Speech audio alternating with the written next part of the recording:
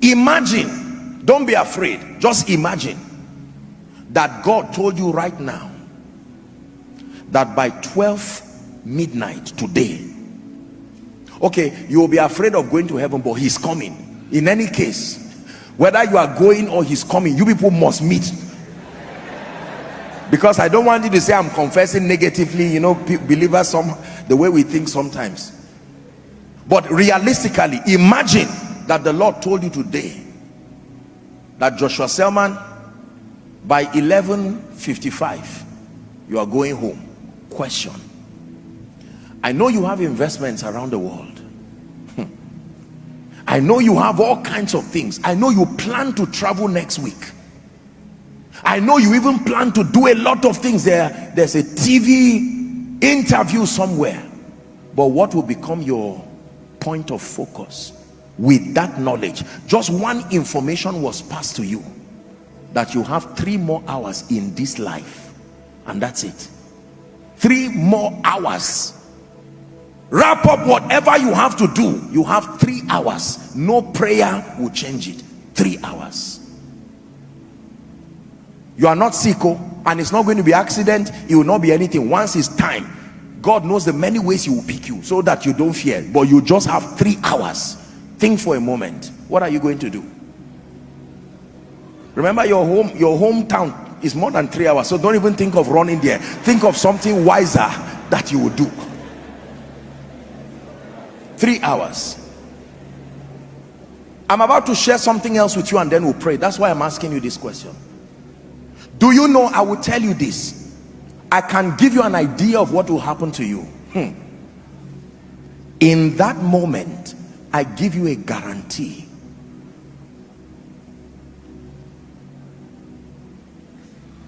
Nothing else matters. Nothing else counts. I'm in the presence of my Maker. Listen, when you are right there,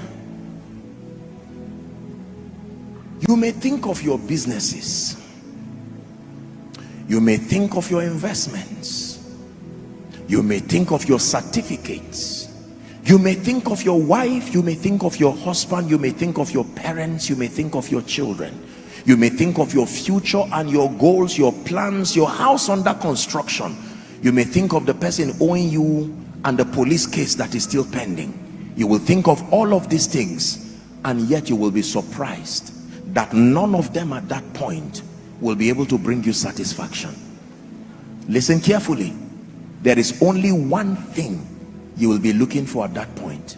When you stand with the consciousness that I have only 3 hours to live in this life, there is only one thing you will look for. It is called peace. Write it down. John 14:27, the peace of God.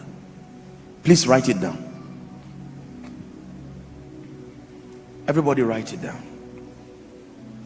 Peace when trouble blows, Jehovah sees, Jehovah knows. He's my peace when trouble blows, Jehovah sees, Jehovah knows. Do you know? Remember, 3 hours to end your life, and yet it is not another degree you want. It is not another political office you want. 3 hours, it is timing. By now it will be less than the 3 hours. It is not whether you like it or not, non-negotiable. 3 hours. Then you will now have the wisdom to look for what you would have spent your entire life really looking for. The thing you are looking for at the point of death is what you should find first in your life and have the privilege of enjoying it. Because I will tell you, in that security, in that variety, in that significance, in that acceptance, in that sense of growth, in that sense of achievement. All of them are various ways of saying the same thing. This is one thing you are looking for: peace. How come you only find it when you are hours to the end of your life, whereas that is really what you need even from the start of your life? And can you imagine that it is available even before you find any of these things? That you can have it without a car, you can have it without a child, you can have it without a church, and yet we ignore it. But when you are about to go, when every other thing fades, you find out that is the real thing. So when I crave for security, what I am really looking for is peace. When I crave for variety, what I'm really looking for is peace. When I crave for significance, what I'm really looking for is peace. When I crave for acceptance, running away from trouble, what I'm really looking for is peace.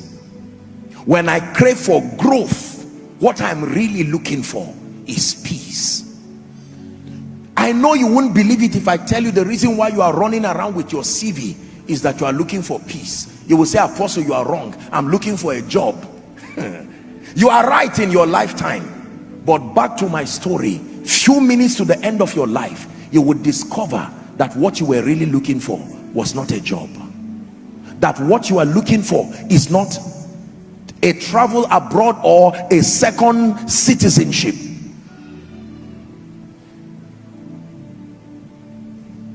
When it's all been said and done,